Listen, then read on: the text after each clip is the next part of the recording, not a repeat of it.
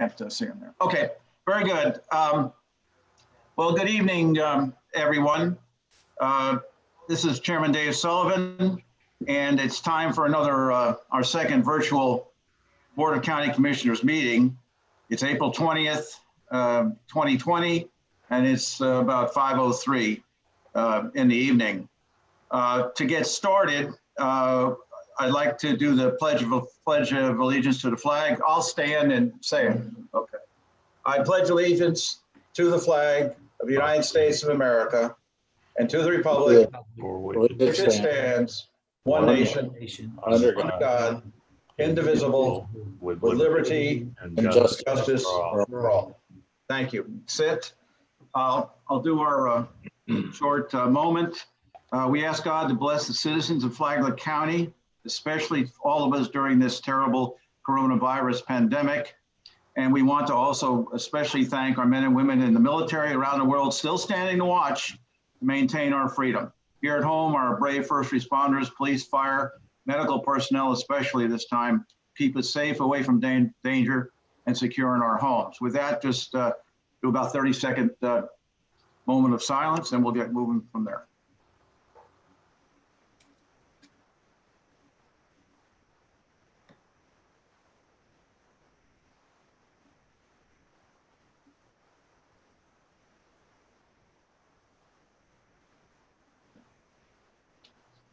All right, we'll continue on. Today we're going to, it'll be a little bit short here in the beginning, but I do have to make some points for people who are listening in. So as far as I know, there are no additions, deletions, or modifications to the agenda. I will make an announcement during my chair time. However, I have nothing that's been given to me other than that, that latest item to when we get to our get over to the 8th section, which is general business, and we'll get that then. So announcements from the chair. I'm going to read this so everybody knows where we are. We do have people listening in and watching in, so we ask that you be patient with us today as we hold this virtual meeting. There will be no live comments from the public today. There is no meeting room. Everyone from the commission and county staff are participating remotely for reasons of public health and safety. Posted with our meeting notice, members of the public can email or phone in their comments prior to or during the meeting, and a staff member will read them into the record. I will read the notice into the record. Pursuant to Florida Governor's Executive Order 2069, the Flagler County Board of County Commissioners will conduct its regular meeting using communications media technology. No members of the public will be permitted to enter the government services building or the board chambers. No person will be in the board chambers. Non-essential county meetings continue to be canceled until further notice.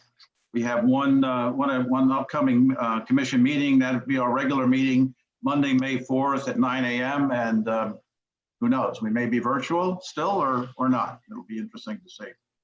With that, I wanted to make sure that everybody understands that if they want to call in with a question, which is about what's going to be needed to do now, if you want to enter a question, the call number is 386-313-4001. That's 386-313-4001. And if you want to do it by email, it's publiccomments@flaglercounty.org. With that, as we start today, everyone I think is aware that the situation as far as opening or closing our beaches is a very significant issue. So before we get on, because in our consent agenda, what we do with the beach will have some impact on how we write the emergency orders now for the next week. So I would like at this point to address this issue, and I would like our county administrator, Jerry Cameron, to begin to discuss that so we have an idea of where the staff and the rest of the people who are involved are on this at this point. So Jerry, could you kind of lead us into that? Yes, Mr. Chairman. As you know, things have developed very rapidly here for the past week or so in the guidance that we're getting from health, the guidance that we're getting on the national level, and it is developing rapidly enough to the point that we need to be able to make adjustments as this information comes in. The beach situation is now that counties have opened to the north of us and to the south of us, and we have had a limited opening of trails in our parks, that we have discovered that there is a high degree of compliance both in our county and in other counties. And based on that, we believe that it would be appropriate to open the beaches on a limited basis to see if we're going to see that same sort of responsible compliance that we're seeing on our trails and in other jurisdictions. I've been in conversations with the administrator from St. Johns County. The St. Augustine Beach Police Chief has weighed in on the success of the opening of their beaches. They have suggested guidelines. We have discussed guidelines with our law enforcement, with other community partners, and of course with our health department. We believe that we have a plan that will have a safe, limited activity on the beach, and we need to have our emergency order modified to allow us to do those adjustments as those opportunities present themselves.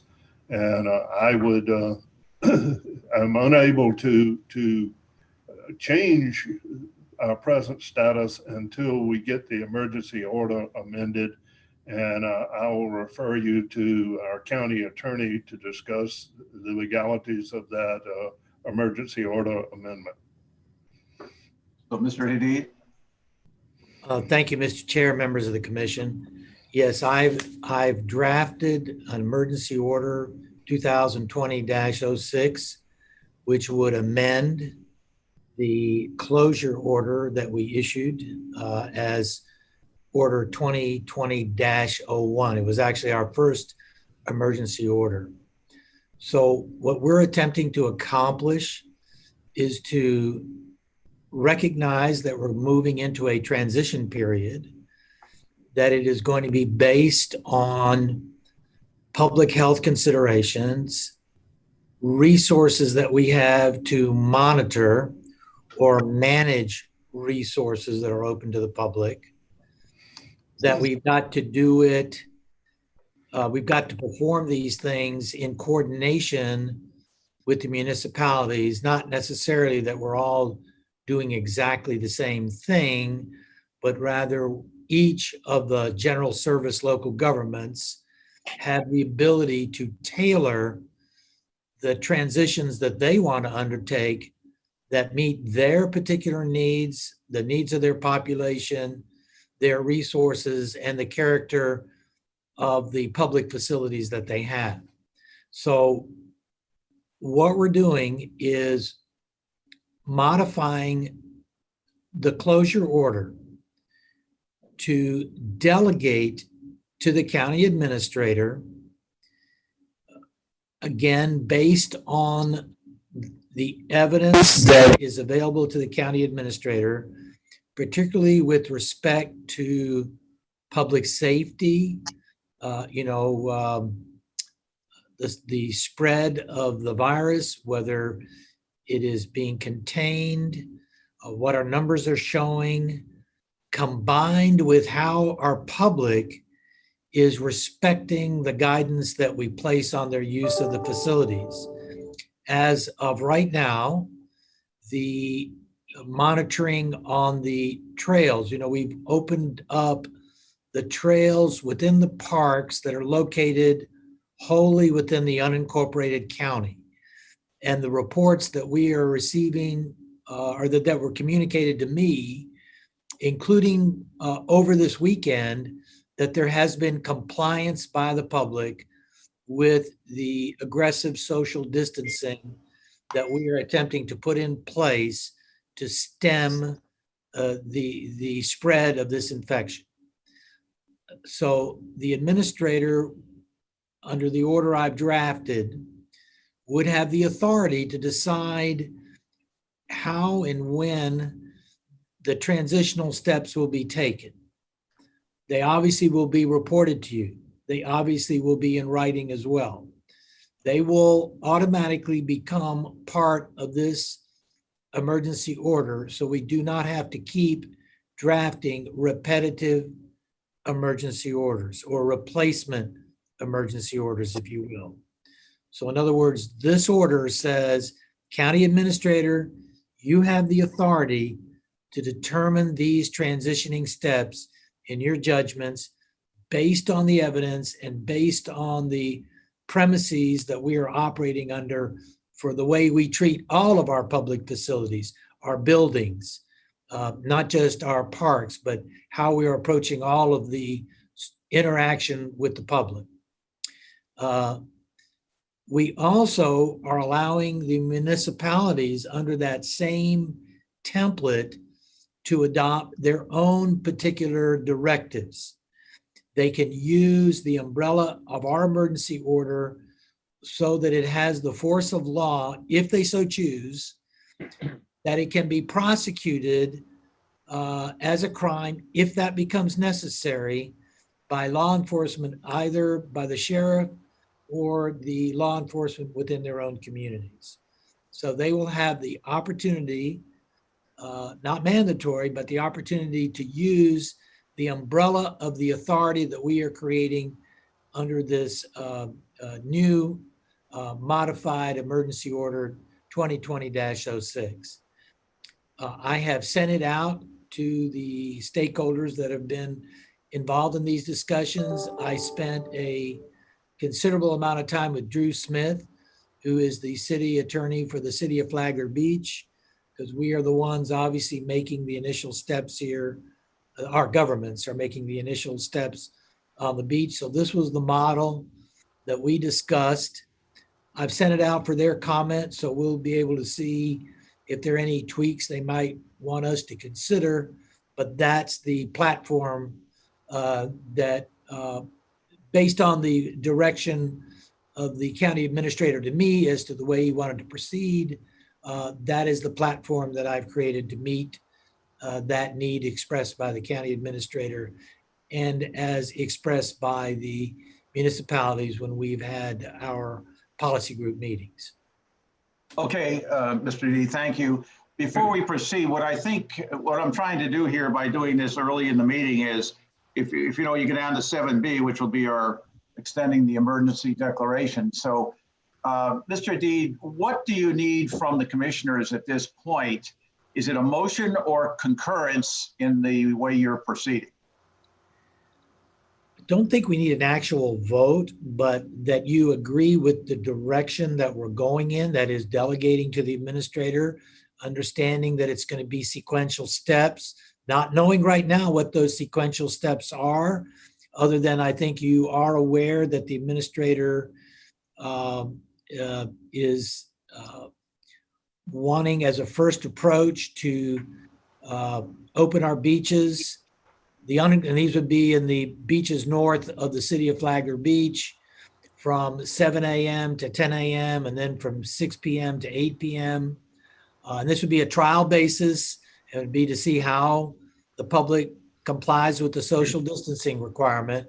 We would keep our parking lots and our facilities closed because we do not want to create an opportunity, a destination for people to gather, because this is not intended to be socializing on the beach, but rather exercising on the beach. So it would be those activities that have been identified: walking, hiking, biking, surfing, swimming, fishing.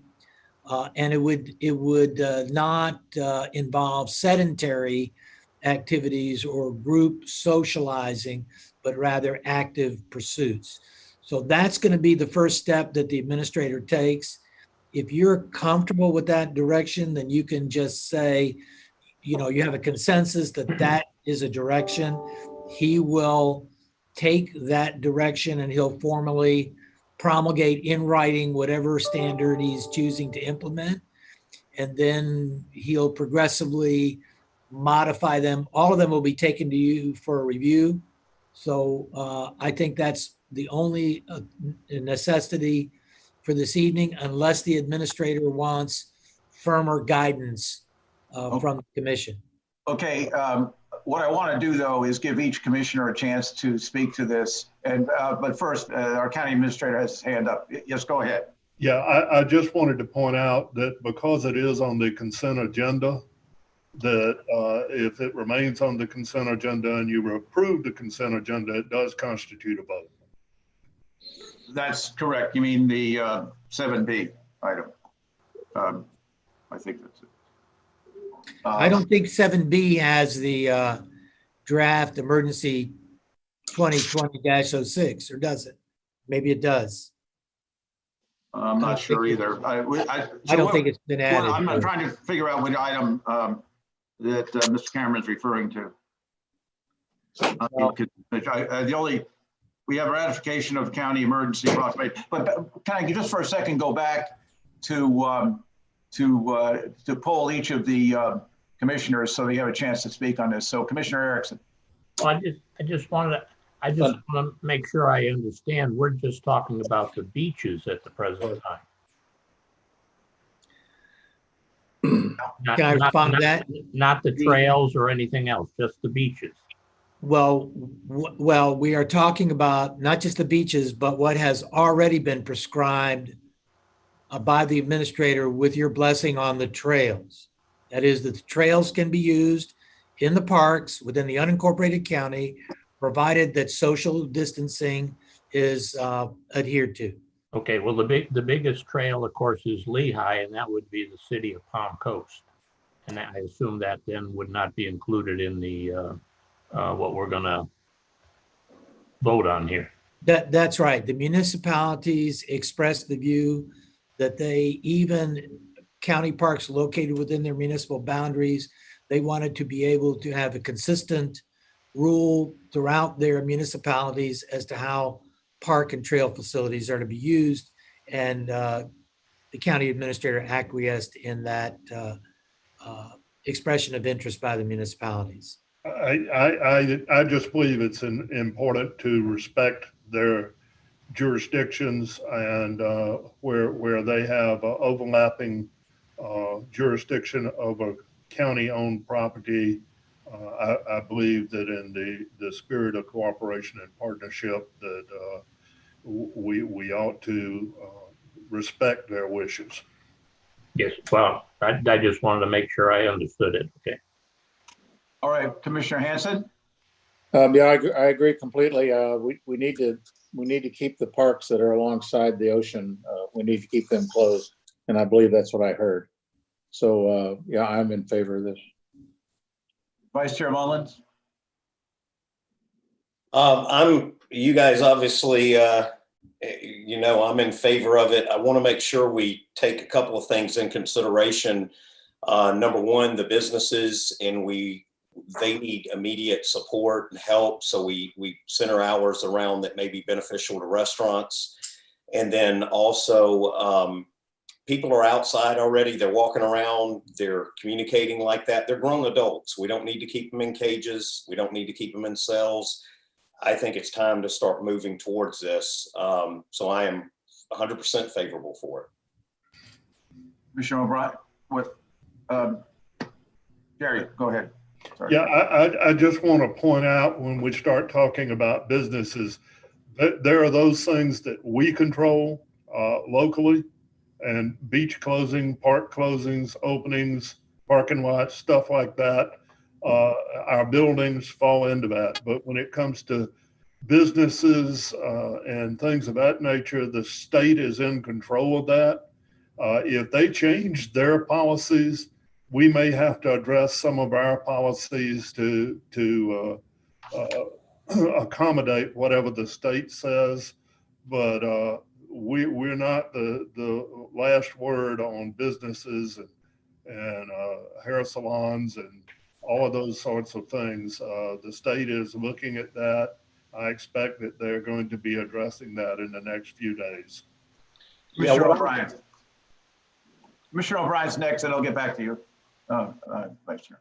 Commissioner O'Brien, comments on this? Couple things. I support the limited action that we want to take here. I did talk with the administrator, and from, if I understood him correctly, the Department of Health, Mr. Schneider was okay with this limited action, and that we've been in communication with the City of Flagler Beach leadership, and it's my understanding they're not going to open the pier, which I think makes perfect sense, because that, again, is our same thinking, I think, with respect to our parks and restroom facilities. So if that's the way I understand this, then I support it. Okay, back to Vice Chair Mullins. Yeah, what I was insinuating, Mr. Cameron, is that the hours are, they're doing takeout right now, and I've talked to a lot of the businesses out there, and they just said if we close them at 10 in the morning, it really won't benefit their lunch, where they can do a lot more takeout if people are there till closer to noon. So I'm just asking if we can consider that kind of stuff. I agree that is something that we can look at. We're going to do the initial opening and in a limited basis for a few days to find out if in fact we're getting the compliance. Once we know we have the compliance, I expect those hours to be broadly expanded. All right, we've heard from each of the commissioners and Mr. Adid and our county administrator. And basically, everyone is in agreement. We're going to come up with a policy for the beaches, and that'll be the job of our administrator, primarily to work with his other members of the staff to do that. However, I have one question for Mr. Adid before we're through here. What I want to do is do this now as a consensus, and I think we have established. Each of the commissioners has spoken, but I'm a little concerned of how we're going to handle, and we'll get to it later, item 7B. Is this going to be part of a ratification of Flagler County emergency proclamation declaring extending state and local emergency and orders pertaining to COVID-19? Will whatever Mr. County Administrator comes up with, will that become part of that, no, or are we talking about something else? No, sir. Am I on here? Can you all hear me? Yes. No, 7B only includes the extension of the emergency proclamation. Right. Okay. Stop. This new order, this is an order, not a proclamation. And the way an order works requires the recommendation of Mr. Jonathan Lord, requires the recommendation of Mr. Petito, requires me to sign legality as to form, and it is executed by the county administrator when the document suits him based on the input that he's received. So he will execute that. I'm going to speculate that it's going to be early tomorrow. Once he receives the input that he wants to have, whatever it is, it's within his discretion. I believe, I think I can fairly state that he's satisfied with the draft that I've given him. We've done some massaging of it. Okay, so once it's executed by law, it goes into effect. It goes into effect. The fact that you're not meeting about it is not material. However, you will get that document, you'll receive it when he executes it, and you will have it for ratification at your next meeting. Obviously, if you have some qualms about what the administrator has done or doing or thinking, just as with anything, you are certainly entitled to communicate with him. And I know he's going to take your views into account. But there's not an action tonight to approve emergency order 2020-06 because that's actually in the hands of the county administrator by law. Okay. With that, I'm going to move on. Unless any of the other commissioners want to raise their hand, we're going to move on with the agenda at this point then. I don't see anybody raising their hands. Okay, except me. scratch my ear. So item 4, recognitions, proclamations, and presentations. Is Mr. Lord available for his item 4C update?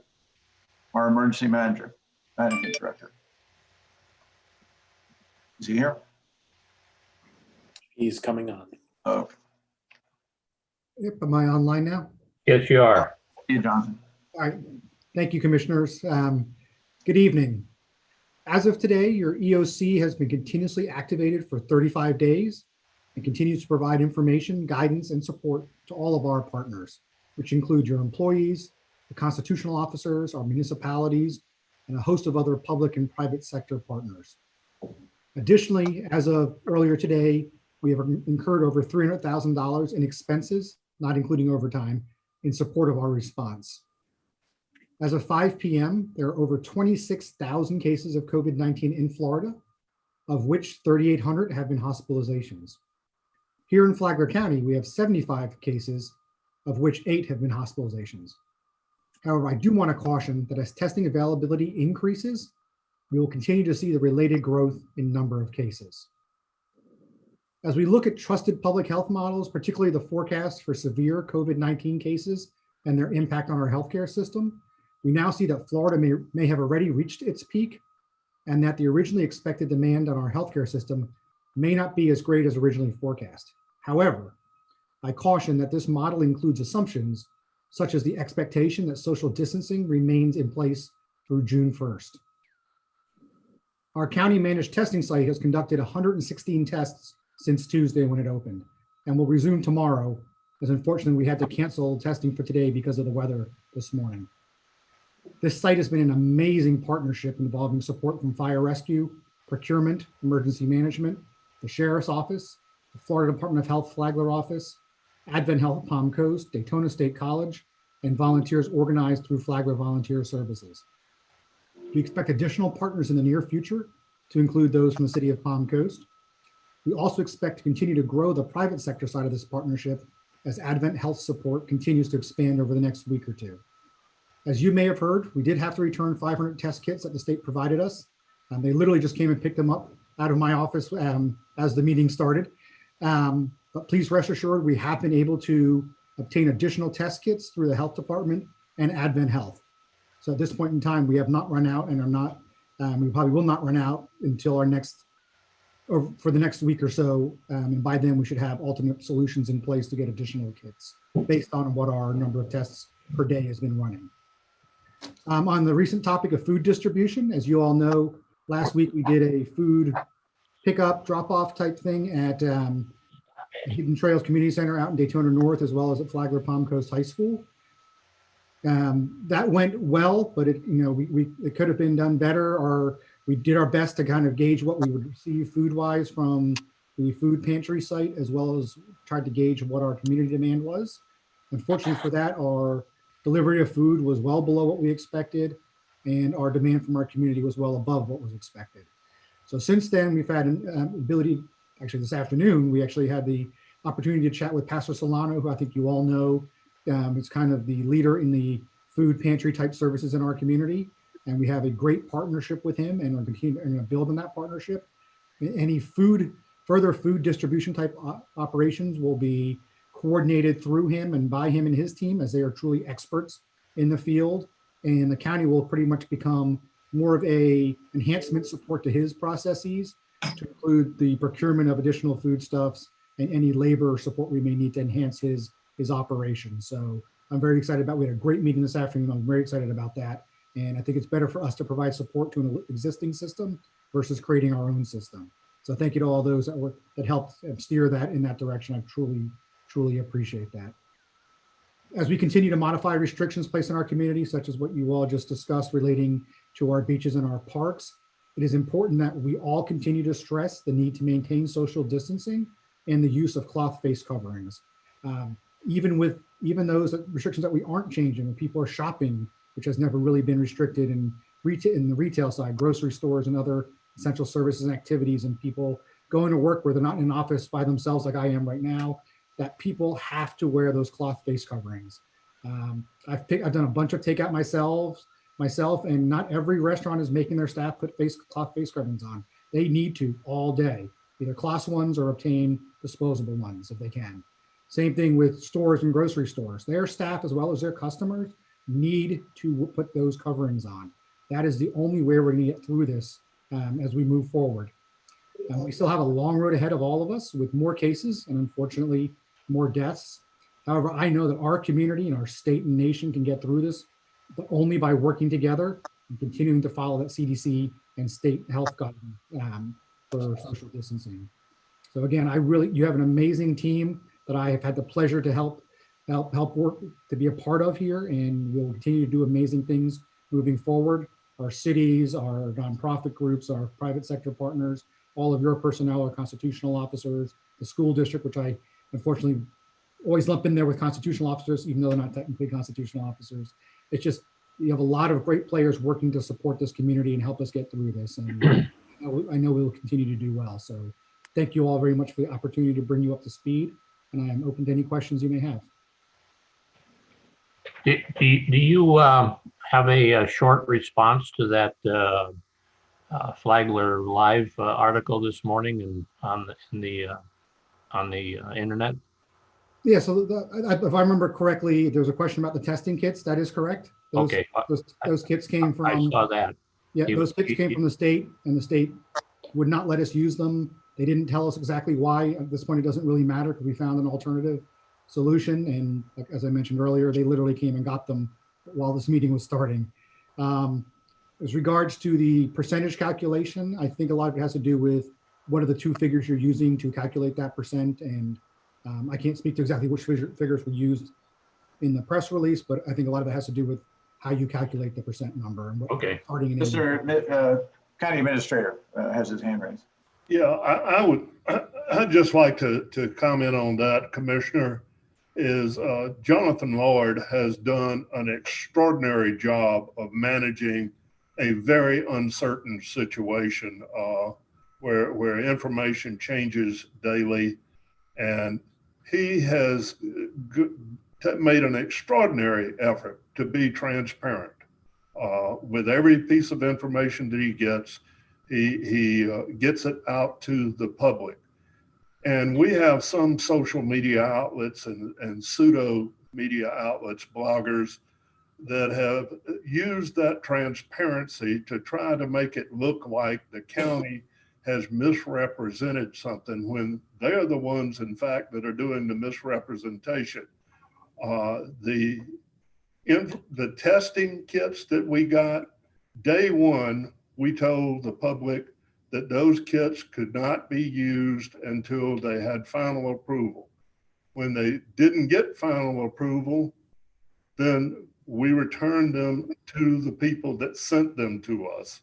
We didn't choose the test kits. We didn't have anything to do with the testing of the test kits. We simply received them, held them until the state determined whether or not we could use them. As far as the figures that we post, those are posted immediately from the state's health department website. We don't invent, track, do any numbers whatsoever. We simply report the official documents that are supplied to us. And for people to be irresponsible enough to try to destroy trust in the people that are managing this crisis is just unconscionable. Mr. Mullins? That's exactly the response I was looking for.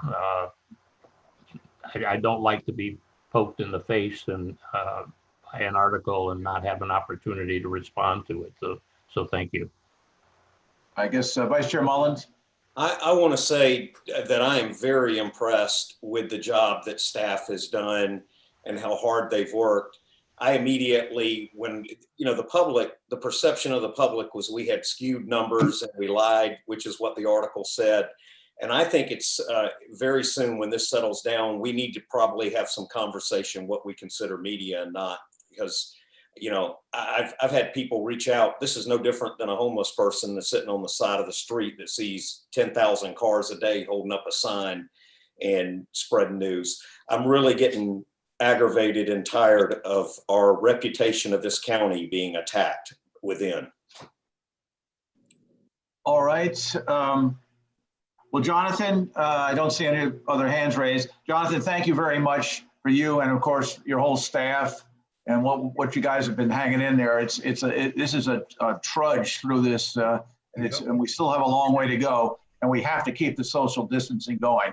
That's probably even more important now as we begin to start to relax things a little bit. Anyway, unless someone else has a question for Jonathan, thank you very much. Thank you, Commissioners. Thank you, Chair. Great job. All right. The next item will be community outreach, and the way that has to be done. Lucy Dance, are you there? And do you have any things to read from our citizens for this first community outreach period? Yes, Commissioner Sullivan, we have 7 emails that I received today. I'll go ahead and read them into the record. Okay. The first email is from Angela Klein. She says the counties north and south of Flagler have opened their beaches for limited access. This sounds very reasonable and a lot easier for people than to congregate on our sidewalks trying to get their exercise. Keep people from sunbathing and picnicking for now if you think they will be in groups larger than 10, but the residents live at the beach for their health and well-being in many cases. It's time for us to get back to fresh air at the beach. Thank you, Angela Klein. All of these have to do with the beaches.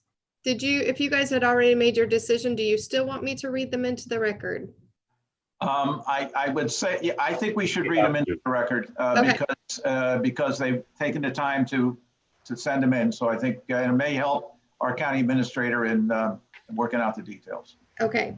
The second email is from Mr. and Mrs. Ross on Moody Drive. It says, my wife and I live in Marineland Acres. We hereby respectfully repeat our request from roughly 2 weeks ago that the county commissioners consider modifying Flagler Beach's closed order, specifically to permit exercise such as walking, but not any form of loitering.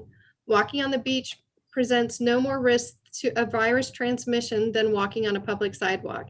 In fact, the risk on the beach is likely lower than on a narrow sidewalk or walking trail.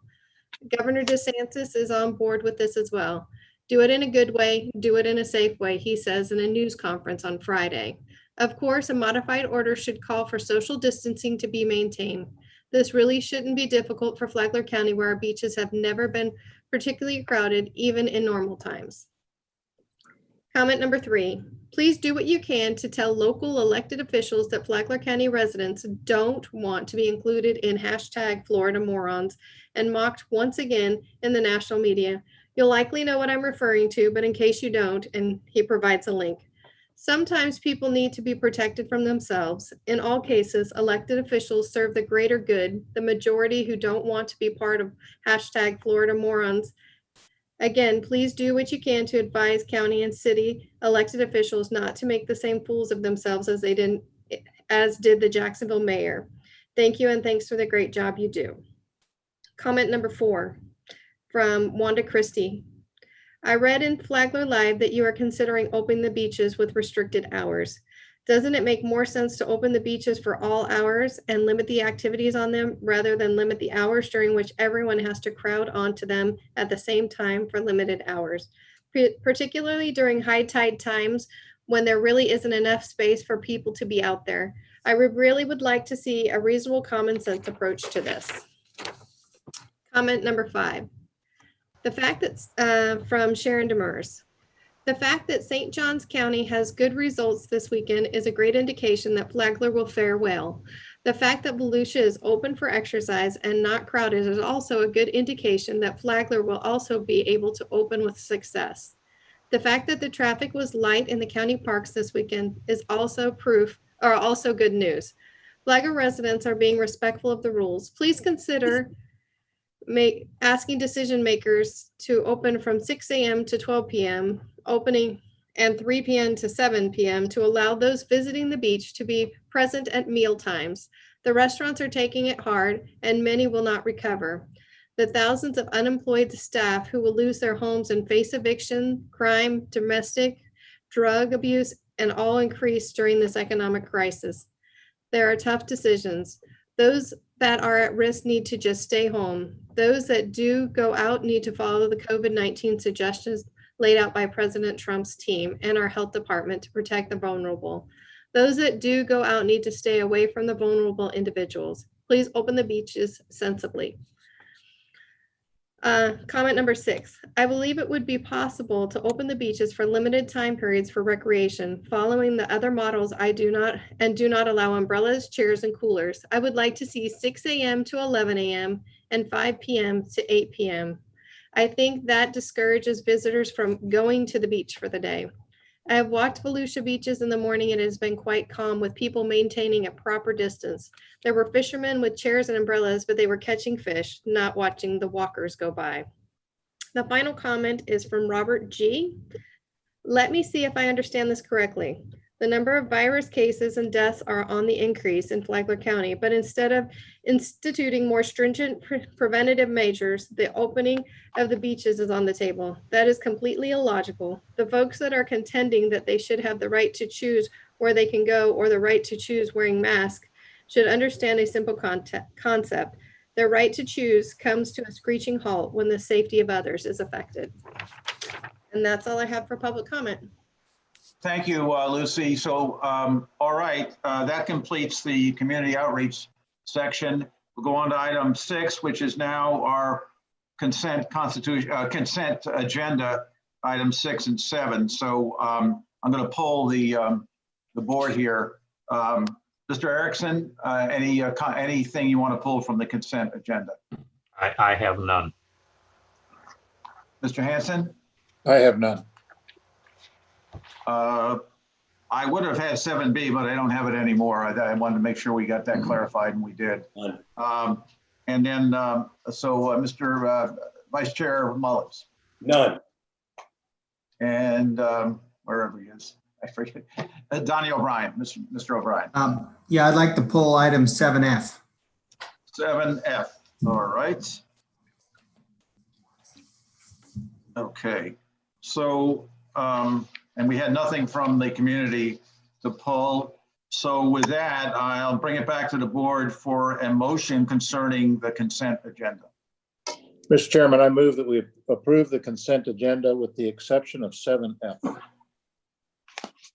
I have a second? Second. Who made the second? I thought. Charlie. Okay. Charlie. All right. Therefore, bring it back to the board for further comment. And Mr. O'Brien, you pulled 7F. Or well, we'll go ahead with the consent agenda as motion. Unless there's further comment, all those in favor signify by saying aye. Don't say that. Let me do it. Let me do it individually. Mr. Erickson. Aye. Mr. Hanson. Aye. Vice Chair Mullins. Aye. And Commissioner O'Brien. Aye. And I say aye. So that passes unanimously. Bring it back to Mr. O'Brien for item 7F. That's the item that dealt with I guess the grant application for reimbursed expenses. And I mean, I guess I understand this is the same as we would do during a hurricane or after a natural disaster event. But I just wanted to try to understand, because this is a different event, it's a pandemic, what kind of expenses we would be looking to get reimbursed, because it seems like the categories are real strict as to what you can look for reimbursement for. So I just wanted to understand, have a flavor for what's going into, we're booking into that disaster fund, the account number that, you know, that we're using everything to track with. I'd be happy to address that, although the item was placed on by the finance director, but they are very similar in categories. What overtime has to be worked for manning the EOC. In the case of putting in the equipment for people to work at home, that's reimbursable. Signage for things that we do to inform people of regulations or admonishment to practice safe practices. All of those types of things are reimbursable. So They're very similar to a hurricane or other natural disaster, but they are tailored specific to this. The caveat on it is that we have to do it, have to have a rational nexus to the event for it to be reimbursable. And we have one person in finance assigned to do just that, to make sure that our expenditures are going to qualify. Okay, so that's the kind of thing I was trying to understand. So if we had to redo like shields, at our facilities, say at the tax collector's office, so that, in Flagler Beach, if they wanted to protect the workers, that might be an example of something that we're expending money on a facilities we normally wouldn't have to do. Absolutely. That particular one's a little more convoluted because she's a separate entity, but all of the additional hand sanitizers, masks, things like that we order, even some extra computers for people that work at home, all of that qualifies. Okay. And all right, that's fine. I think I just, again, it looked a little, I just was trying to understand the overall process here. So I'm fine with that, Mr. Chair. So. All right, any additional comments before I ask for a motion on this? I'm seeing none. I need a motion for item 7F. Mr. Chair, I would make a motion that we approve item 7F. Thank you. And Mr. Hanson seconded? Yes. Okey-doke. I'm just going to go forward with this then. All those in favor signify by saying aye on the motion to approve item 7F. Aye. Aye. Well, okay, I did it wrong again, so I'm sorry. Commissioner Erickson, I think we need to. Aye. And Mr. Hanson. Aye. Mr. Mullins. Aye. And Mr. O'Brien. Aye. And the chairman says aye. Passes unanimously. All right, somebody stop me if I make a mistake like that. We really do need to poll because we're not there. Well, Commissioner, Mr. Chairman, makes it better because this way no one can read the tea leaves. They actually have to speak for themselves. So I agree. Thing now, gentlemen. It may be a good idea for the future too. There's certain commissioners,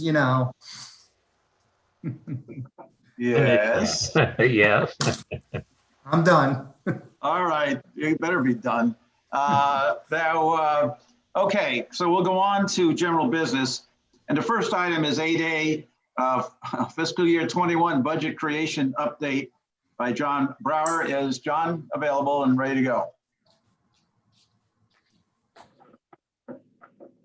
That's not John.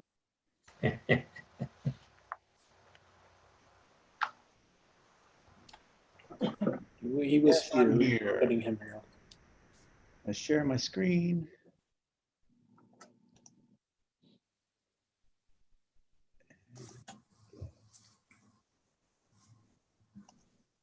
Can you see my screen?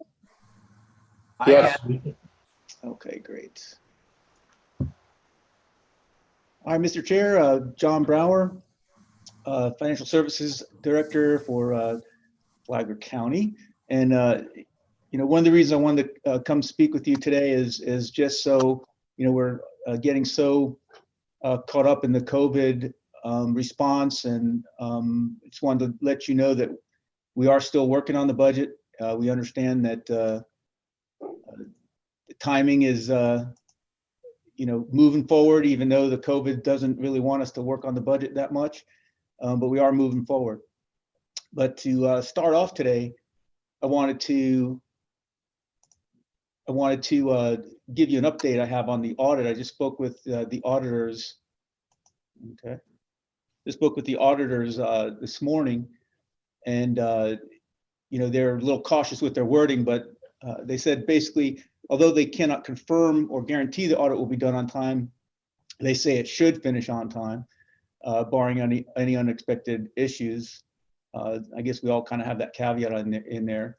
There are a couple issues on the board side that the appropriate staff is working on to get that back with them, or whatever they're looking for, as soon as possible. But other than that, the audit is going well for the board side. The constitutional officers, their audits are also in our CAFR, and most are going well. I'm told that the biggest issue of the whole last few months was that the sheriff was experiencing some problems with, in their words, they said systems. I was assuming it's the financial system, and they weren't able to get the information they needed out of there, so it caused about a 3-month delay. But even with that going on, they still are optimistic that they'll be able to make that time and finish all of the audits on time for the county. So if there's not any questions with that, I'll move on to the budget stuff. John, what is on time? 1 June? 30 June. 30 June. 9 months, Okay. yeah. 9 months from the end of the fiscal year.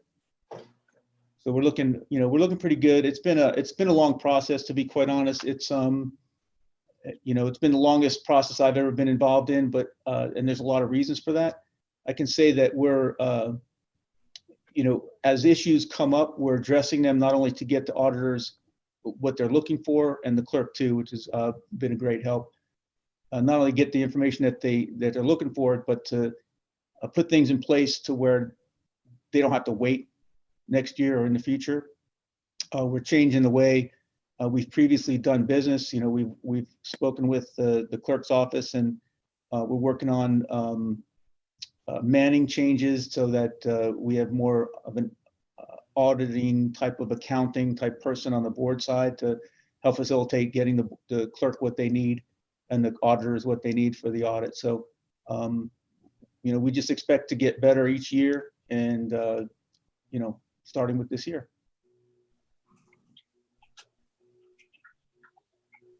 Okay. So if you remember back in January, I had the honor of speaking with you and went over kind of the basic calendar. So in January, you agreed to the guidelines and the calendar that we set. Moving into February, March, the departments worked on their budgets and submitted them to us. And we've been working on them all through since then and all through April, including areas that are not necessarily department related, like fund balance stuff, reserves, debt service, those types of things. So staff, we're really working hard on all those things to get the budget ready as we move into May.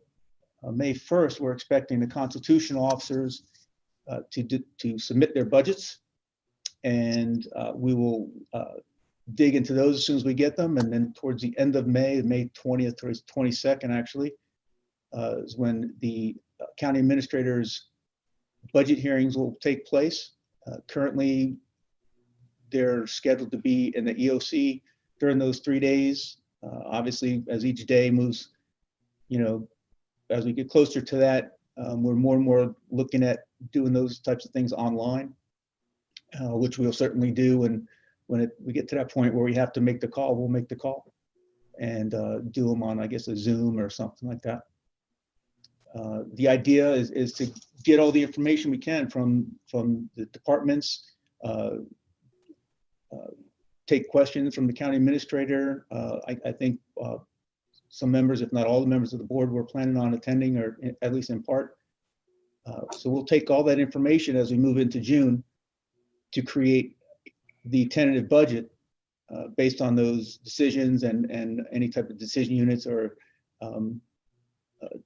budget things we approve, enhancements that we approve as we move into July to present the tentative budget to the board officially.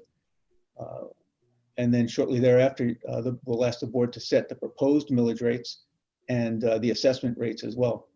One thing to note, you may remember that when you set the proposed millage rates, you can come down off that amount with no problem, but you cannot go higher than that amount without more, costs being attributed to that for mailing and such. Then the board will have the tentative budget during the month of August. The full month we'll have discussions with the board to discuss any changes or any questions that the board has, any changes they want to make. during that. We do ask that we're done making those changes by the end of the month. And that's so we can incorporate all those into the the adjusted tentative budget, we call it, moving into September, into the first proposed millage, or the first public hearing, where we'll ask you to adopt the proposed millage rates and the adjusted tentative budget. And then in another week and a half, 2 weeks or so, to follow the second public hearing to adopt both the final millage rate and the final budget. So the guidelines that we have set forth when we create our tentative budget this year is to keep the millage rate unchanged from FY20, maintain the reserves at 5% of operating revenue, and to continue to work towards the short-term goal to have 10% of the operating revenue available for cash. And really that's for stability and for liquidity, cash flow purposes. That 10% is about $8.4 million, which is still under the 2/12 best practice from the GFOA, which would be about 14 million.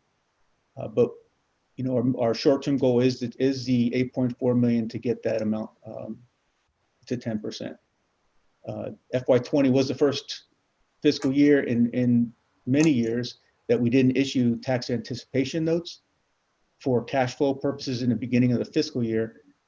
That saved the county, you know, it's about $60,000 in issuance costs to do that. And we're hoping that to still be the case. However, with the COVID-19 expenditures and impact, not only on our expenditures, but also on what we expect to be the revenue side of things, the fund balance may be struggling this year as we move forward. Additional guidelines, one-time sources be allocated towards one-time expenditures. Again, just making sure we don't have a one-time revenue source and then say we're going to, you know, spend that money every year in perpetuity. We just want to use one-time sources for one-time costs. We're estimated 5% increase in taxable property value at this point. That represents about a $3 million increase in additional revenue based on just the taxable property value increase. That does get eaten up really quick with you know, basic increases from contracts and cost of living stuff and health insurance and FRS costs. That $3 million gets eaten up really quick. We want to create a 5-year CIP. We have one, but we don't really have one. It's important to have a good 5-year CIP. It's a great planning tool to not only identify the capital needs that we have as a county, but also understand the financial impacts of those capital needs, especially related to operating and maintenance costs. And of course, it's used to determine our fiscal strength and used by bonding rate agencies and among other financial people to judge how we're doing as a county financially. 1.5% estimated CPI for the COLA. We have a resolution that the board passed a number of years ago saying that is the amount we give for COLA each year. And of course, we're going to just continue to present a 1-year budget. Kind of running long here. I know I only have 15 minutes. Go ahead, that's fine. Okay, sir, thank you. Considerations in no particular order, but certainly the recovery plan we need to figure out to address the current and future losses due to COVID-19. You know, the revenues, and I'll get into this a little bit later in a couple minutes, sales tax impacts, tourist bed tax, fuel taxes, all these type of revenue that we've grown accustomed to are going to take a hit. To what degree, we don't know, but we need to look at master plan for space needs for both the board and the constitutional officers. We all know space is expensive. Do we build more buildings, or do we maybe learn something from the COVID response that we have now and work from home when we can, those types of things. But we need to address the master space needs for the county. implementation strategy for the upcoming evergreen salary study. No matter what we want as a county, we'll never be great unless we have the right people in the right places. And the evergreen study, the salary study, is one large portion of that puzzle to get, so we can maintain the right people and get the right people coming on board to work with the county. Long-term sustainable funding for fire services. This is one of the things that was brought to my attention probably my first day here, and about fire rescue and how, certainly they're doing a great job, but much of the infrastructure they rely on is well past its useful life. Despite, constant effort of the county to preserve what they have, the lion's share of the stations are either obsolete or rapidly becoming obsolete. So the locations are far from ideal, since they were put there many years ago, and the county has grown and changed all around them for decades, and now they really are not in the best places where the fire chief and fire master plan would like to have them. And I'm sure that the chief would be happy to support me on this one, to tell you all the issues, but there are many, and we need to look into a sustainable funding for them. And finally, the sustainability and funding plan for the coastline. The beach, arguably, of course, is our greatest asset. And keeping it amazing is important to sustainability of the county and the culture and the character that we have here that we love so much. So we want to make sure that we have a solid plan in place to address those issues. So getting some graphs here. This is showing the budgeted ad valorem revenue. All the way to the right there is the projected FY21. So we have a nice increase in projected revenue from ad valorem taxes, which is nice, obviously. And you can see here's the changes in the revenue from the ad valorem revenue, that although they're all positive, especially I'm focusing on the last three, the FY19, FY20, and projection for 21. Although they're all positive, which is a good thing, they're lower than they're decreasing as time goes on. So this is mainly due to the decrease in growth rates. 19 had a over 9% growth rate, 20 7% growth rate. Now we're just projecting 5% for 21.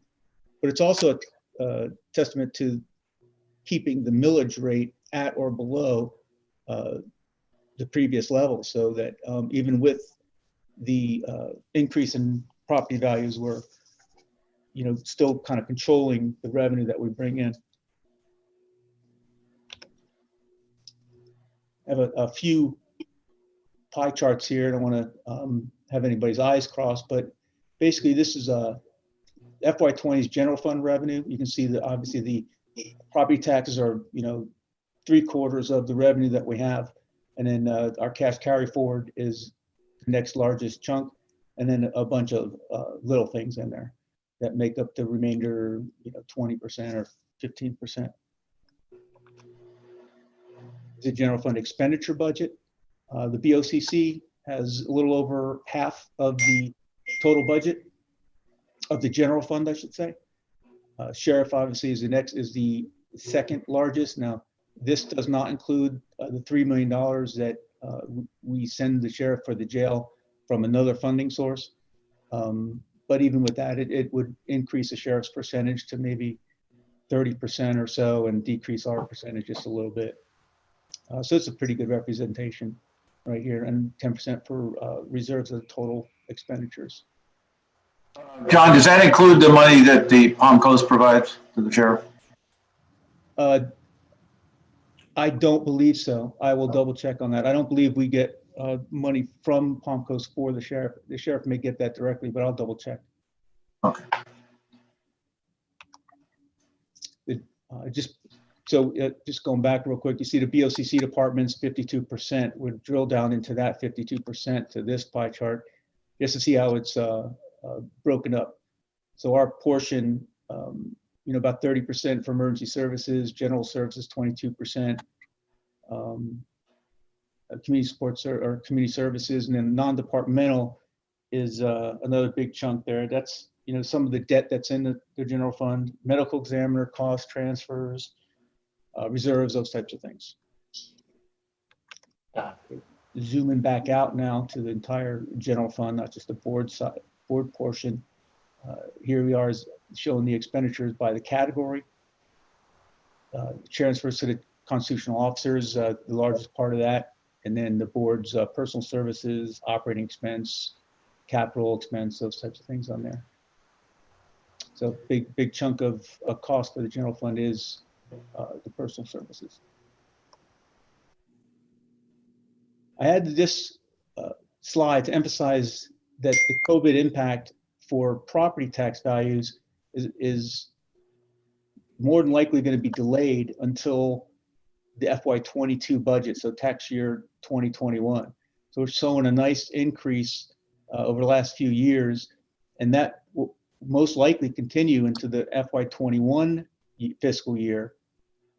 And only after then, into the 22 budget year, will we see any type of impact, which, we don't know if there's going to be a great impact or not. I've seen different people, say different things. So I don't know if it's going to really affect our property values that much, but to what extent, and if it does, we'll determine that as really a couple of years from now. So we're clicking along pretty good. And then we got, Mike Tyson said everyone has a plan until they get punched in the mouth. I've used this statement a lot in my life. I think it just makes perfect sense. So COVID comes along and kind of, throws craziness into a nice calm area here. So just to highlight a couple folks here, the Florida on April 2nd, Florida Senate President Bill Galvano sent out a memo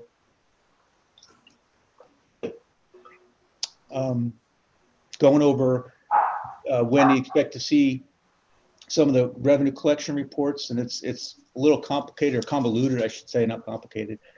But in order for the April general revenue collection report comes out at the end of May, but the April general revenue collection report is for the revenues received in March.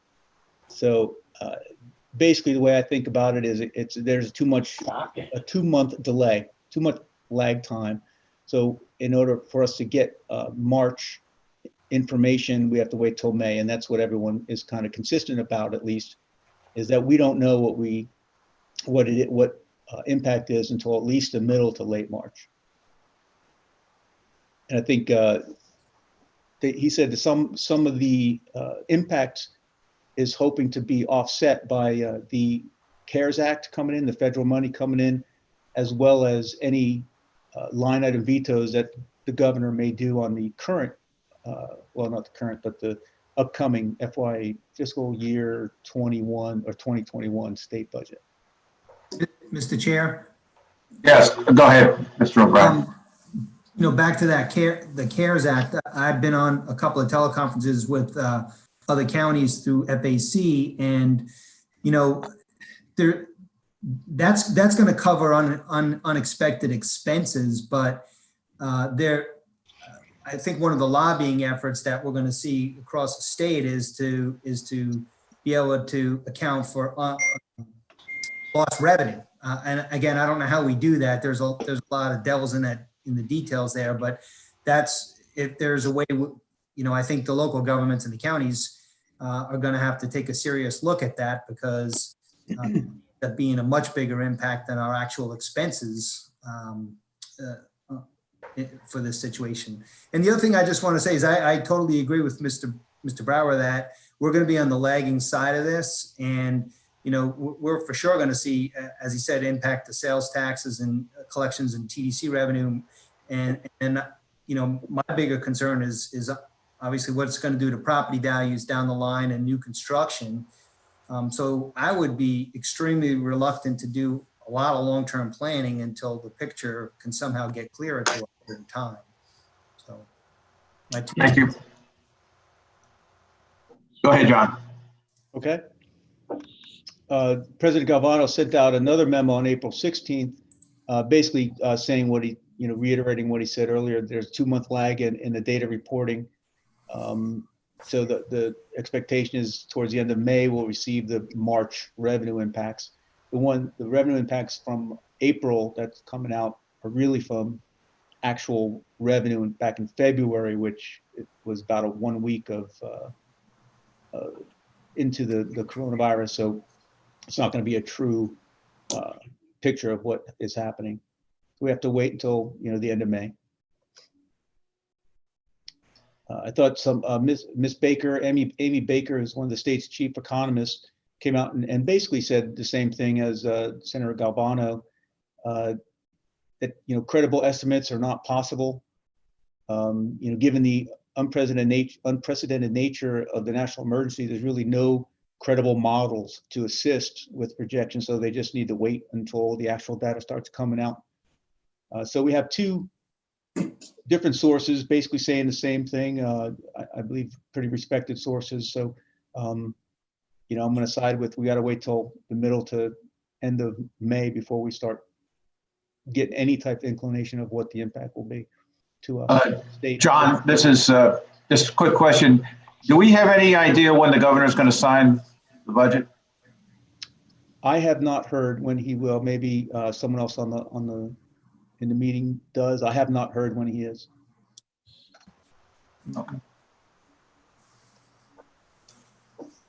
So she went on to say that, we know it's going to be kind of a devastating impact due to the large scale closure of businesses and the state's reliance on sales tax. But she also went on to say that the CARES Act and federal assistance is coming in to offset some of that, but we'll just have to wait and see.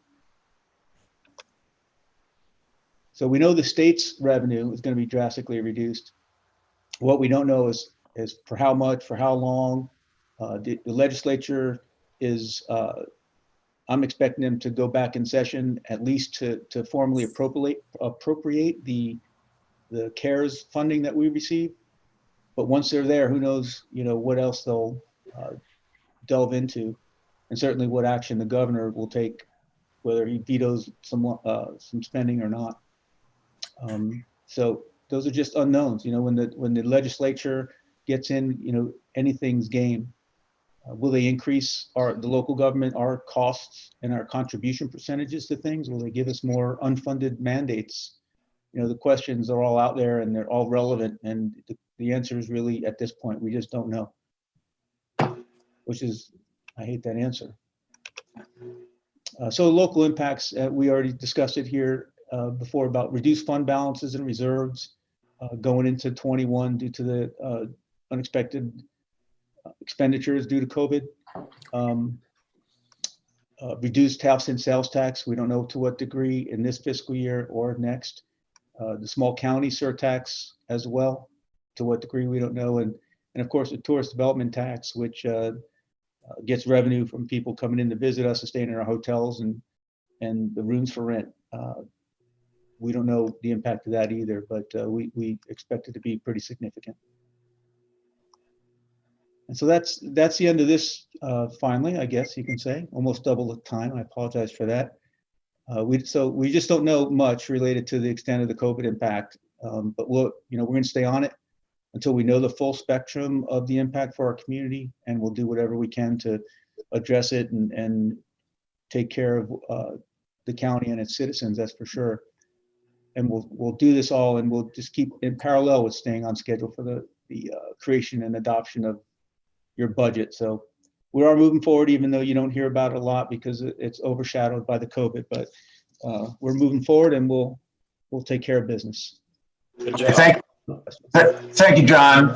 If any of the other commissioners want to raise their hand for questions. Don't see any. So thank you very much. I'm sorry, Mr. O'Brien.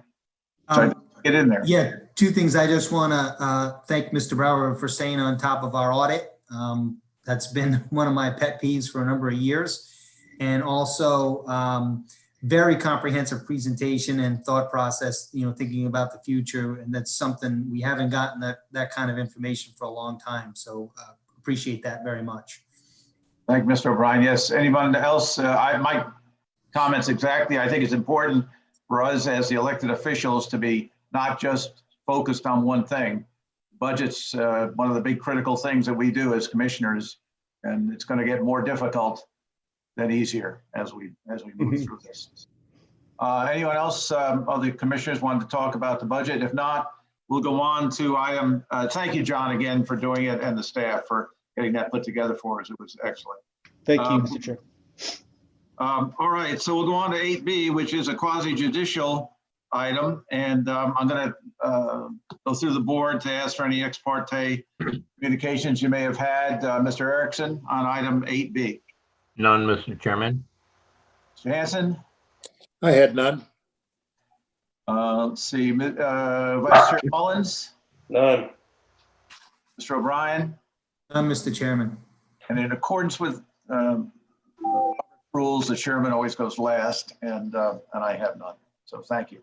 Now with the so is Adam going to brief on this for us? This is the final on. I believe this is the final on this section. So I guess he's coming forward. He's not coming forward. He's sitting there and getting. Yes, sir. I'm here. Okay. Adam Mengel, Growth Management Director. Item 8B is application 3214, a replat for Las Casitas subdivision, 11 lots, lots 2 and 3, and lots 89 through 97. This was prompted by the model development on lots 2 and 3. The developer found out that the corners were placed incorrectly and needed to then adjust those remaining lots to make sure the width worked out to meet the PUD requirements. Fairly simple, fairly straightforward, but one of several options available. This was the cleanest one the developer had selected rather than coming back and amending the planned unit development itself. This is very much ministerial in its nature. We have checked all 11 lots, verified that they meet the minimum width and area requirements as originally approved in the PUD agreement. Our recommendation there is that the requirements are met, comprehensive plan, land development code, along with the PUD requirements. And we do have the 3 options available for the board: approval of application 3214, the Las Casitas and Matanzas Shores replat, denial of the replat request, or tabling. With that, I'll close and wait any questions. Thank you for your attention. All right, bring it back to the board. We have nothing from the outside has come in the way of questions concerning this, as far as I know.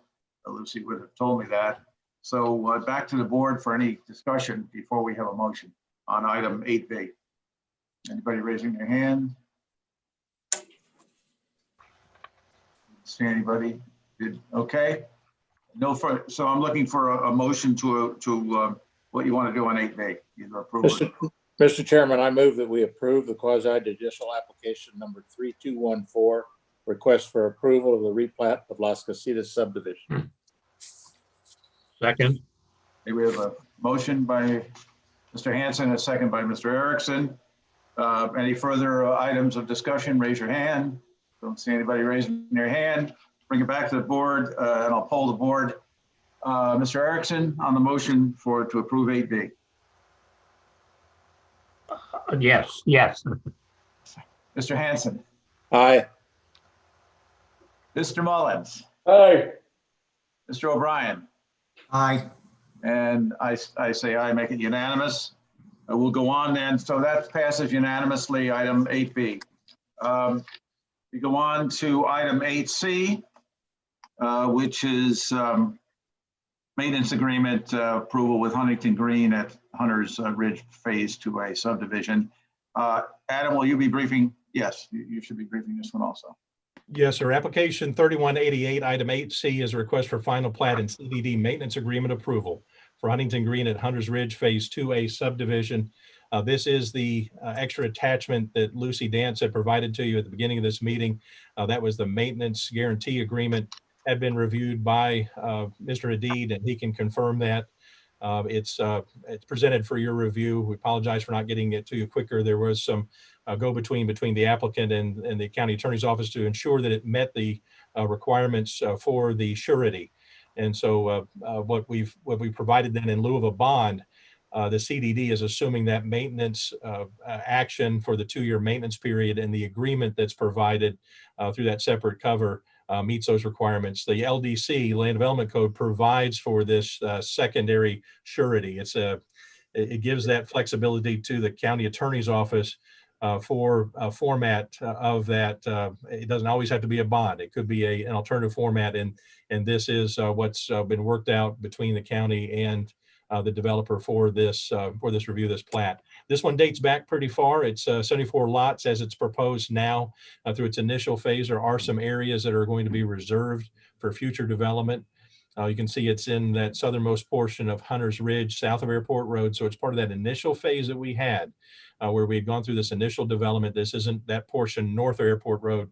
We're still south of Airport Road where we had that initial vesting for the golf course settlement agreement and those other agreements that we had as part of that last review, that last update to the development order that we had a few years back. And so you can see here, preliminary plat on this request dates back to January 2017, when that was reviewed and approved by the board. We've reviewed this request also for its consistency with the PUD site development plan, the comprehensive plan, the land development code, the Hunters Ridge Development of Regional Impact Development Order, Chapter 177, found that all those requirements are met. We have 3 recommendations here: approval of the application 3188, the final plat for Huntington Green at Hunters Ridge Phase 2A, and approval of the agreement for maintenance with the Hunters Ridge CDD number 1. Denial would deny this application, and tabling would table it to a time and date certain for some reason, likely for us to provide some additional information to the board. With that, again, Mr. Chairman, I'll close and wait any questions or comments. Thank you.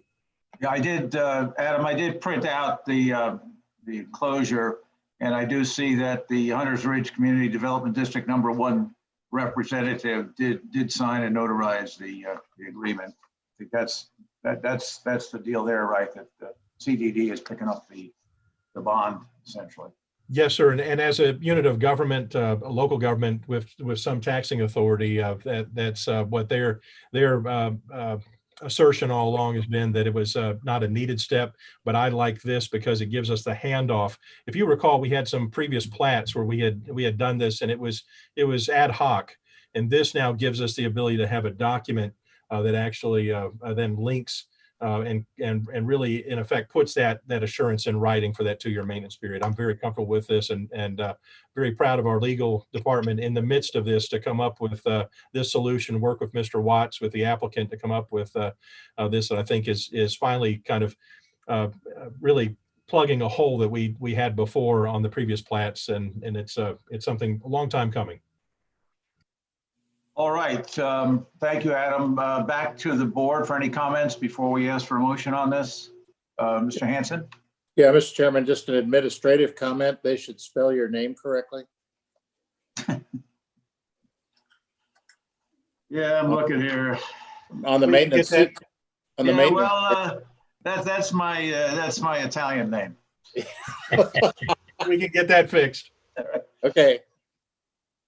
All right, good pickup, good pickup. I was looking at the other side. We'll make sure of that before I sign it. Okay, no other comments. I'm back to the board for a motion on item 8C, application 3188.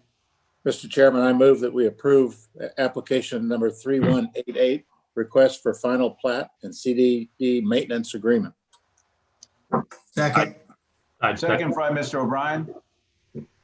With that, no public comment. Nobody called in about this. As far as I know, Lucy, I take it there's no call-ins, and therefore bring it for a vote. I'll start with Mr. Erickson. Yes. Mr. Hanson. Aye. Mr. Mullins. Aye. Brian. Aye. And Sullivan, aye. That item 8C passes on the application, and therefore unanimously will go on to, there'll be no public hearings. I haven't heard anybody coming in with any additional stuff. So we're down to item 10, additional reports and comments. County Administrator, please go forward. County Administrator report. And even with the coronavirus, we have been moving forward with the resolution of several major issues that have been confronting us. And the county attorney has been working overtime to address all of these issues we're trying to resolve. And he is bringing one for a final resolution before you today. And I'll defer to him to do that. That'll complete my report. Okay, thank you. Mr. Hadid, then we'll go to you for county attorney reports and comments. And I notice there is an item on here for you to brief. Yeah. Cheers. Yes. Mr. Chair, members of the board, what I'm bringing before you is a partial settlement of our claims with respect to the purchase of the Sears building. Won't go into the history of it. I know you're aware of it. We acquired it in March 2019, and there were some problems, serious problems, rendering the building essentially unusable and unsuitable for our use. So we, as the board members know, we asserted claims against the parties that were involved in that transaction, including the owners, the then owners, corporate and personally, the engineering firm, and the realtor and the realty company, and also put all of their insurers on notice as well. When we talked about it, after we had reached that stage, we discussed with the board the desire to see if we could avert litigation by giving these parties the opportunity individually or collectively to undertake acquisition of the property or arrange for the sale of the property and to try to make us whole. So the board did formally approve that approach. That was in November 18, 2019. And we informed all of those parties that that is what we were looking for. The only party that came forward was the realtor and the realty company. Actually, they attempted to bring a number of proposals to us. Mr. Cameron reviewed those as to what the consequences would be for us. Some wanted lease purchase. There were a number of other kinds of proposals, and some did not have near enough funds. There would still be a very significant deficit. Of course, we have carrying costs. It's not just the amount we spent on the acquisition, but we have to pay for the utilities. We've had to repair an HVAC unit. There are costs that we are incurring, and of course, we are obligated to maintain the building in the way that it doesn't deteriorate. That is our obligation under contract law and negligence law that we're pursuing. So there is continuing cost. There's the lost interest. So we were very pleased that we received an offer that the administrator viewed quite favorably, and we hammered out our agreement on that. It's a $1 million cash, not to be financed, $1 million cash sale, as is, where is, meaning that we're being quite transparent. We're not providing any warranty as to the building or improvements. We've allowed those people who were interested in acquiring the building to have access to the documents that we've generated, assessing the building, including the problems related to the building, and allowed them to physically inspect it and to bring in people to look at it, professionals, contractors, and the like, whoever they wanted, not for a full-blown due diligence, but just to see if they would be interested in acquiring it for their own purposes. Well, this particular individual does have a use for it, believes the building is suitable, and believes the issues can be redressed. So we have a $1 million purchase price. Out of that, we'll have to pay the dock stamps, the title commitment. But because we'll get a discount on the title commitment that we have to pay for, because we'll be getting it through the same title insurer as insured our original acquisition. But then the net proceeds will count as a credit against the total liability. The total liability, I can't tell you what it is now because that's a running figure. I'm going to say it's around 1.2, 1.3. So whatever we net out of this sale, meaning after our expenses, all of our expenses, that will be a credit on the total liability. And then we'll be looking at the other parties, either for them to settle and make us whole, or we will have litigation against one or both of the remaining parties. Of course, the settlement doesn't go into effect. That is the partial settlement, releasing the realtors until we actually have the closing. I would expect the closing within 60 to 90 days. It could happen sooner. It might take more time, but that is the range that I would predict. We did give the other parties, we did indicate that to you in the staff report that I prepared. They were put on notice that we were considering a sale brought to us by the realtor, and that they had an opportunity to make comment about it. They could join in, add dollars to buy themselves out, object, whatever it is they would want to communicate to us, since they have an interest in this. And we have not heard anything from any of the parties relative to this proposed transaction. So we gave them a deadline. That deadline has passed. That deadline was April 13th.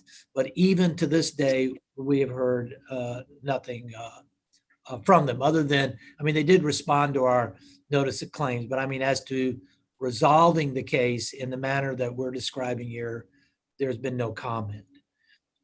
I think that's, those are the highlights. Trying to see if there's any other, well, the only warranty that we do give them is the warranty of title. Now, we're very confident about that because we just went through a closing and just got, title insurance. So we don't think there's going to be any issues there. So they do have a due diligence period where they get to make a more thorough examination. They have a 60-day due diligence period. They can bring in whatever expert they want. They can update surveys. They can do those kinds of things, but those are at the cost of the purchaser. So unless there are any questions, I don't have anything else to report. Okay, so Mr. Edie, you're asking for the board to approve this sale? That's correct. I'm asking the board to approve the conditional settlement agreement, which includes the purchase and sale agreement, to authorize the county administrator and myself to go forward all the way through closing. In other words, through selling the property and then performing what I've said, netting, taking our net amount, identifying the amount that remains owed, and then pursuing the claims against the remaining parties. So really, I'm asking for essentially an approval of formal documents, but also a process to fully resolve all the claims, including litigation if the remaining parties do not settle. All right, well, I'll bring it back to the board for any comment. We will, and no one is maybe aware of it, of the public interested in commenting on this. So back to the board, if you want to raise your hand, if you want to discuss this. Okay, Mr. O'Brien, you're recognized. So we have not actually offered this property for sale in public market, correct? No, we have not listed it because we are in a mediation period, a pre-suit mediation period. We have to give them the opportunity to work themselves out of the liability. This probably is a question for Mr. Cameron. Approximately what does this leave us short? Depends on what the final calculation of the running clock is. We're estimating that probably somewhere in the neighborhood of $250,000. But we could pursue that through legal. Absolutely, and we'll pursue it. Right. We intend to be made whole. This is a substantial progress. It does help us in some ways as far as cash flow, and it will stop the clock on the running expenses, except for the interest that that our money would have drawn if we hadn't had it tied up. We need to pursue the remainder of that balance with vigor from those other parties. Sir, we've said that from the very beginning, that is our intention, that the days of doing this sort of thing with the county are over. Right. Any of the other commissioners want to speak on this? I would just, go ahead, Mr. Hanson. No, I was gonna make a motion, but well, I just wanted to say that this is not one of the happiest things that I've gone through as a commissioner, this Sears building effort. So I'm happy, at least there's some satisfaction, and we have a way to get through with this and out of it, and actually bring some dollars back into the county for use, since we paid cash. I take it. And I might add, Mr. Chair, if I may, that I think we're bringing in a value-added business into that site. Yeah, that's It'll be beneficial to the community. all right. Mr. Erickson. I had a question. Is that property City of Palm Coast, or is that county property where that building will be? It's within the City of Palm Coast, the municipal limits of the city. Okay, so we won't get property taxes on it. Yeah. Yes, Yeah, we we will. Yeah, we will. The city will get property taxes too, Okay. both governments. Well, I'm aware of the person who made the bid, and I think they've done quite well in their original position here in Palm Coast. Although I'm not a graduate of their dance school, I do know that one of our past commissioners was a graduate of their dance school. So, not that makes any difference, but. Any other comments, or back to the board for a motion to approve approval of the partial settlement of claims related to Baba? So item 10. Mr. Chairman, I move that we approve a partial settlement agreement on the Sears building to include the sale of the Sears building, and also to give direction to the director and our legal department to pursue the parties that have not settled yet, to include litigation in order to make the county whole. Do we have a second? Second. Second by Mr. Erickson. Back to the board. Joe, Mr. Mullins, did you have a comment? No. I'm sorry. I'm holding up. You're raising your hand. Okay. Sorry about that. Okay. So back to the board for a vote then. All those in favor of item 10B as stated in the motion? Mr. Erickson? Yes. Hanson? Aye. Mullins? Yes. O'Brien? Aye. And Sullivan, yes. It passes unanimously. Thank you very much. And I hope this begins to close a kind of one of our not so great chapters in our dealings here. Well, I know it was very, very difficult for the board as commissioners to go through this process. I just can't imagine it. Very challenging, and I know that a lot of you had great difficulty when you had to vote on this item previously. All right, very good. Now, Mr. Hadid, you're still on. If you had anything else. I think that's enough for the day, huh? All right, we're back to Lucy Dance. Are you still there? I am. Any additional call-ins or items for the second community outreach period? No, sir. No calls, no emails. All right, with that, we're back to the commission for our reports, comments, and action. I'll start with Mr. Erickson. I just had one comment.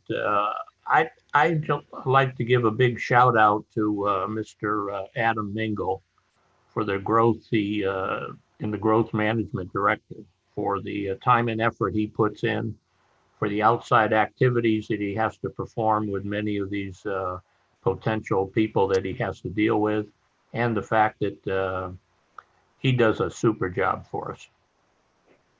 Thank you. All right, Commissioner Hanson. Yeah, just an observation, Mr. Chairman, that we need to get things opened up. And Governor of Kentucky just announced that their state's going to open up. I don't think we're ready for that, but we're killing our small businesses and we're killing our restaurants and our hair salons and our nail salons and our barbershops. So I really hope that we can keep marching ahead and gradually open up more and more stuff. Thank you. Commissioner Mullins. Yeah, a couple of things. The Flagler Hospital has initiated and started their Care Connect, and they partnered with us locally. They're partnering with a local private business as well, Carrie Baird, and they're working together. And it's so a lot of good things have been going on, even with COVID. The staff's been working and everybody's been working. So really good stuff there. Roads out in the west side, we're going to pick back up on those as soon as we open back up. I also, on my national call today with the economic recovery group, is credit. Experian and all of them have agreed they're going to start laxing up on credit and not hold people accountable these next few months with hurting their credit score, because they're going to understand that money's going to be very hard to obtain. And I just got some great news. Well, one other thing too, I've had some citizens ask about the dog parks, if we could kind of get those open. They want to walk their dogs. But I just got some great news. The state north of us, Georgia, has just announced Friday they're opening up their gyms, their nail salons, hair salons, and they're going to give people the weekend to get ready. And Monday they're opening up their restaurants. So, you know, we need to change the dialogue. The dialogue's been stay inside. Our homes have been made cells. You know, we are Americans, and Flagler has them from all over the nation. And we stand, we fight, and we win. And I think we need to get ready for the greatest comeback in history. Never before has a nation turned on its economy all at once. And I think Flagler needs to start pushing towards that. These businesses need us. They need our guidance. We need to listen to their voices. And over the next few months, it's going to be very sensitive, but we've got to get our economy going. And I'm very excited to see the states, our bordering state, do that, and ready for Florida to get going. That's all I got, and I want to thank you guys. Thank you. Commissioner O'Brien. Yes, just one thing. Again, it's sort of an observation, like as Mr. Hanson said. Today, I put up a Facebook poll just to try to get feedback and understanding of how the citizens thought about the beaches issue. And I got criticized a little bit, and some of you might have as well, saying, you know, that a public opinion is not really listening to experts, you know, that we're only supposed to listen to experts like the CDC, the Department of Health. And I know all of us do that. We do consider all of these data points. So I just wanted to make the point that citizens, they're their own experts. They're experts in their own lives, and we do need to listen to them. And public opinion in its entirety is a data point, and it's one of the things we do have to consider as we make these very tough choices.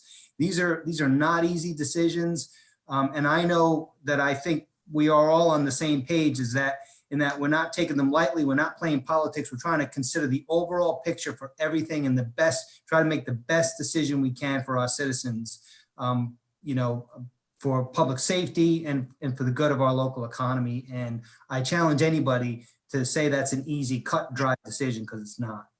Thank you. Thank you. And for me, the chairman, just a couple of quick comments.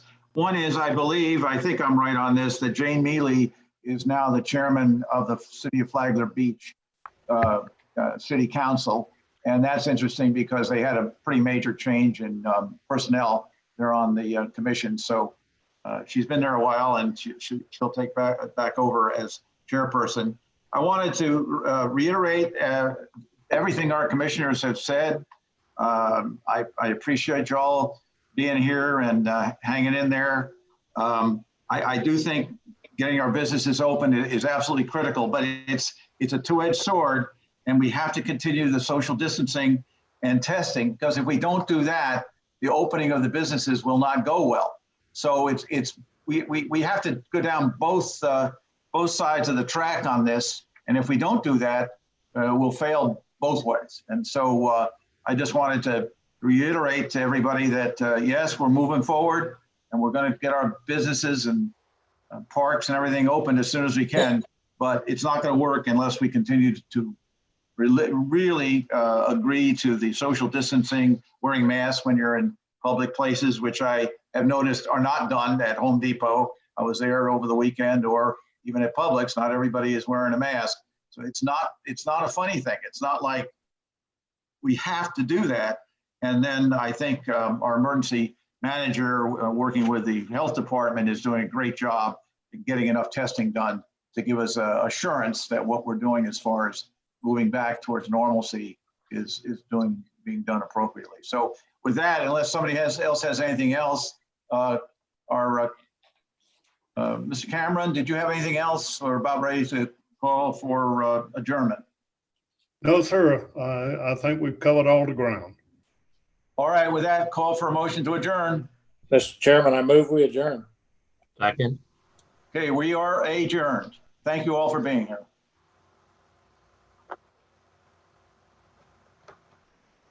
Thank you, Carlos. Thank you, sir. Have a good evening, gentlemen.